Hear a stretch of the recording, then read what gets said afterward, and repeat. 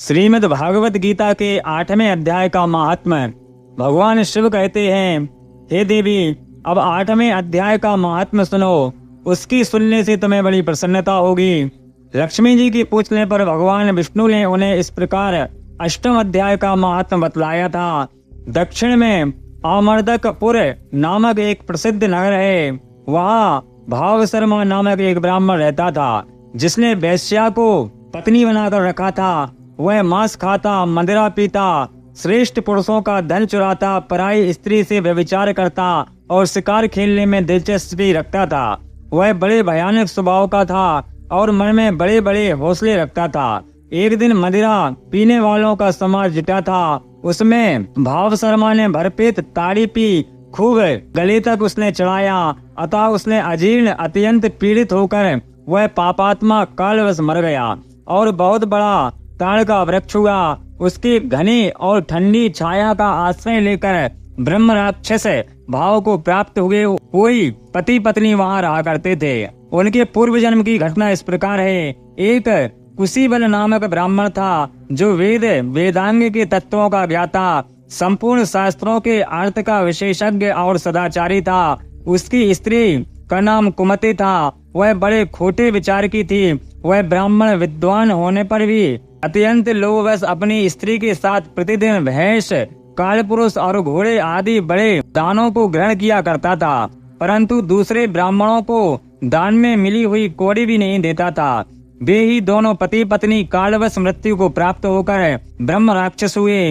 वे भूख और प्यास से पीड़ित हो इस पृथ्वी पर घूमते हुए उसी ताड़ वृक्ष के पास आए और उसके मूल भाग में विश्राम करने लगे। इसके बाद पत्नी ने पति से पूछा, हे नाथ, हम लोगों का यह महान दुख कैसे दूर होगा तथा इस ब्रह्म राक्षस योनि से किस प्रकार हम दोनों को मुक्ति होगी? तो उस ब्राह्मण ने कहा, ब्रह्म विद्या के उपदेश, आध्यात्म तत्व के विचार और कर्म विधि के ज्ञान बिना किस प्रकार संकट से छुटकारा मिल सकता है? यह सुनकर पत्नी ने पूछा कि हे पुरुषोत्तम, वह ब्रह्म क्या है, आध्यात्म क्या है, कर्म कौन सा है? उसकी पत्नी के इतना कहते ही जो आश्चर्य की घटना घटित हुई उसको सुनो। उपयुक्त वाक्य गीता के 8वें अध्याय का आधा श्लोक था। उसके श्रवण से वह वृक्ष उस समय ताड़ के रूप को त्याग कर भाव शर्मा नामक ब्राह्मण हो गया। तत्काल ज्ञान होने से विशुद्ध चित्त होकर वह पाप के चूल्हे से मुक्त हो गया तथा उस आधे श्लोक के ही महात्म्य से वे पति पत्नी भी मुक्त हो गए। उसके मुख से देवात ही 8वें अध्याय का आधा श्लोक निकल पड़ा था। तदनंतर आकाश से एक दिव्य विमान आया। वे दोनों पति पत्नी उस विमान पर आरूढ़ होकर स्वर्ग लोक को चले गए।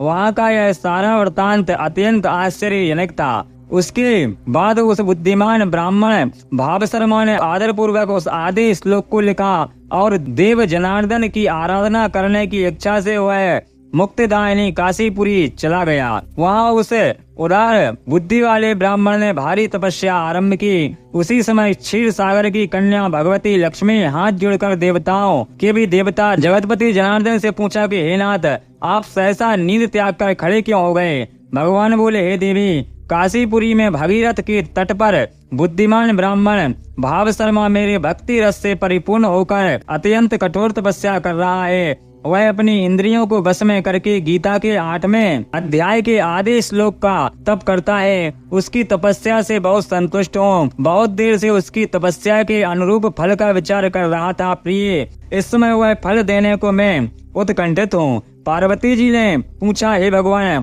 श्री हरि, सदा प्रसन्न होने पर भी जिसके लिए चिंतित होते थे, उसे भगवत भाव शर्मा ने कौन सा फल प्राप्त किया? महादेव जी बोले, हे देवी, हे श्रेष्ठ, भाव शर्मा प्रसन्न हुए। भगवान विष्णु के प्रसाद को पाकर अत्यधिक सूक्ष्म मोक्ष को प्राप्त हुआ तथा उसके अन्य वंशज भी जो नरक यातना में पड़े थे, उसी की शुद्ध कर्म से भगवत धाम को प्राप्त हुए। पार्वती, यह 8वें अध्याय का महात्म्य थोड़े में ही तुम्हें बताया है। इस पर सदा विचार करते रहना। मुझे गोपाल कृष्ण भगवान की जय। श्री परमात्मने नमः। 8वां अध्याय।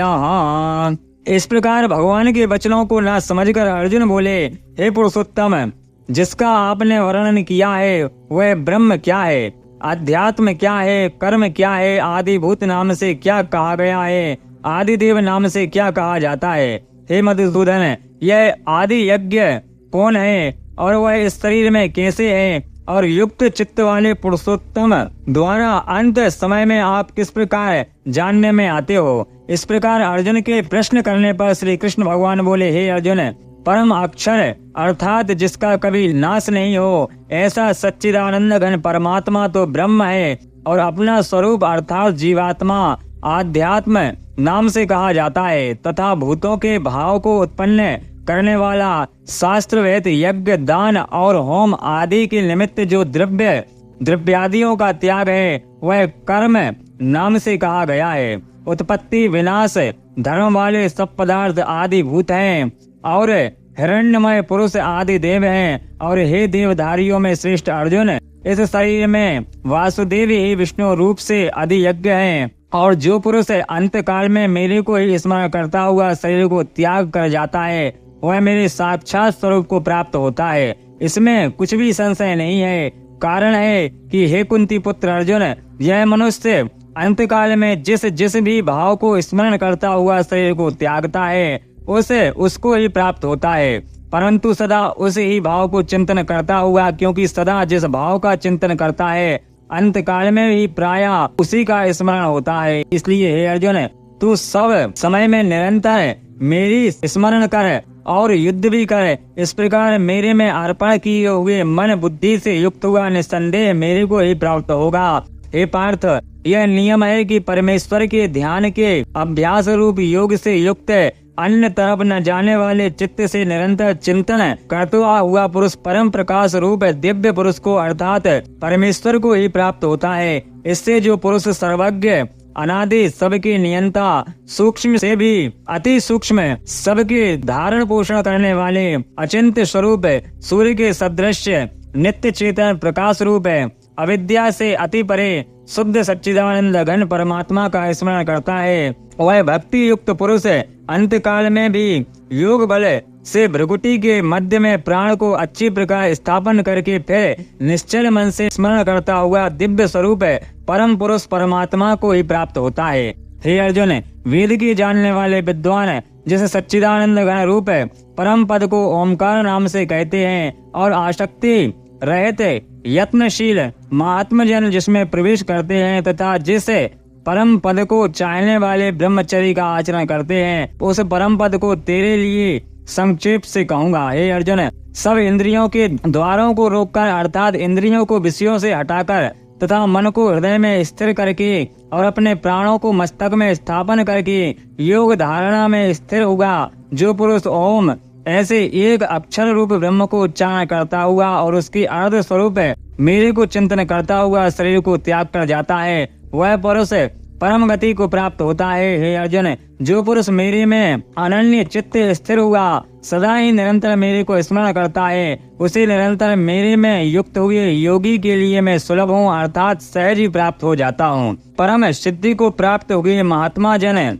मेरे को प्राप्त होकर दुख के स्थान रूप क्षण भंगुर पूर्व जन्म को नहीं प्राप्त होते, क्योंकि हे अर्जुन, ब्रह्मलोक से लेकर सब लोग पुनरावर्ती स्वभाव वाले अर्थात जिनको प्राप्त होकर पीछा संसार में आना पड़ता है, परंतु हे कुंती पुत्र, मेरे को प्राप्त होकर उनका पुनर्जन्म नहीं होता, क्योंकि मैं कालातीत हूँ और यह सब ब्रह्मादिक्यों लोक काल करके अवधि वाले होने से अनित्य हूँ। हे अर्जुन, ब्रह्मा का जो एक दिन है उसको 1000 चौकड़ी युग तक अवधि वाला और रात्रि भी 1000 चौकड़ी युग तक अवधि वाली है। जो पुरुष तत्व से जानते हैं अर्थात काल करके अवधि वाला होने से ब्रह्म लोक को भी अनित्य जानते हैं, वे योगी जन काल के तत्व को जानने वाले हैं। इसलिए वे यह भी जानते हैं कि संपूर्ण दृश्य मात्र भूतगण ब्रह्मा के दिन के प्रवेश काल में अव्यक्त अर्थात ब्रह्मा के सूक्ष्म शरीर से उत्पन्न होते हैं, और ब्रह्मा की रात्रि के प्रवेश काल में उसे अव्यक्त नामक ब्रह्मा के सूक्ष्म शरीर में ही लय हो जाते हैं। वही यह भूत समुदाय उत्पन्न होकर प्रकृति में बस में हुआ रात्रि के प्रवेश काल में लय होता है और दिन के प्रवेश काल में फिर उत्पन्न होता है। हे अर्जुन, इस प्रकार ब्रह्मा के 100 वर्ष पूर्ण होने से अपने लोक सहित ब्रह्मा भी शांत हो जाता है, परंतु उस अव्यक्त भी अति परे अर्थात विलक्षण जो सनातन अव्यक्त भाव है वह सच्चिदानंद घन पूर्ण ब्रह्म परमात्मा है। सब भूतों के नष्ट होने पर भी नहीं नष्ट होता। जो वह अव्यक्त अक्षर ऐसे कहा गया है उसी अक्षर नामक अव्यक्त भाव को परम गति कहते हैं तथा जिस सनातन अव्यक्त भाव को प्राप्त होकर मनुष्य पीछे नहीं जाते वह मेरा परम धाम है। और हे पार्थ, जिस परमात्मा के अनर्गत सर्वभूत है, जिस सच्चिदानंद घन परमात्मा से यह सब जगत परिपूर्ण है, वह सनातन अव्यक्त परम पुरुष अनन्य भक्ति से प्राप्त होने योग्य है। और हे अर्जुन, जिस काल में शरीर त्याग कर गए हुए योगी जन पीछे न आने वाली गति को और पीछे आने वाली गति को भी प्राप्त होते हैं, उस काल को अर्थात मार्ग को कहूँगा। उन दो प्रकार के मार्गों को, जिस मार्ग में ज्योतिर्मय अग्नि अभिमानी देवता है और दिन का अभिमानी देवता है तथा शुक्ल पक्ष का अभिमानी देवता है और उत्तरायण के 6 महीनों का भी अभिमानी देवता है, उस मार्ग में मरकर गए हुए ब्रह्मवेत्ता अर्थात परमेश्वर की उपासना से परमेश्वर को परोक्ष भाव से जानने वाले योगी जन उपयुक्त देवताओं द्वारा क्रम से ले गए हुए ब्रह्मा को प्राप्त हुए हैं। जिस मार्ग में धूमाभिमानी देवता है और रात्रि अभिमानी देवता है तथा कृष्ण पक्ष का अभिमानी देवता है और दक्षिणायन के 6 महीनों का अभिमानी देवता है, उस मार्ग में मरकर गया हुआ सकाम कर्मयोगी उपरोक्त देवताओं के द्वारा क्रम से ले गया हुआ चंद्रमा की ज्योति को प्राप्त होकर स्वर्ग में अपने शुभ कर्मों का फल भोग कर पीछे आता है। क्योंकि जगत के यह 2 प्रकार के शुक्ल और कृष्ण अर्थात देवयान और पितृयान मार्ग सनातन माने गए हैं। इनमें एक के द्वारा गया हुआ पीछा न आने वाली परम गति को प्राप्त होता है और दूसरे द्वारा गया हुआ पीछा अर्थात जन्म मृत्यु को प्राप्त होता है। हे पार्थ, इस प्रकार इन दोनों मार्गों को तत्व से जानता हुआ कोई भी योगी मोहित नहीं होता, अर्थात फिर वह निष्काम भाव से ही साधन करता है, कामनाओं में नहीं फंसता। इस कारण हे अर्जुन, तू सब काल में सत्व बुद्धि रूप योग से युक्त हो, अर्थात निरंतर मेरी प्राप्ति के लिए साधन करने वाला हो। क्योंकि योगी पुरुष इन रहस्य को तत्व से जानकर वेदों के पढ़ने में तथा यज्ञ तप और दानादियों के करने से जो पुण्य फल कहा है उन सबको निसंदेह उल्लंघन कर जाता है और सनातन परम पद को प्राप्त होता है। श्रीमद् भागवत रूपी उपनिषदे एवं ब्रह्म विद्यात् योग शास्त्र विषये श्री कृष्ण अर्जुन संवादे अक्षर ब्रह्म योगे अष्टमोऽध्यायः। बोले गोपाल कृष्ण भगवान की जय।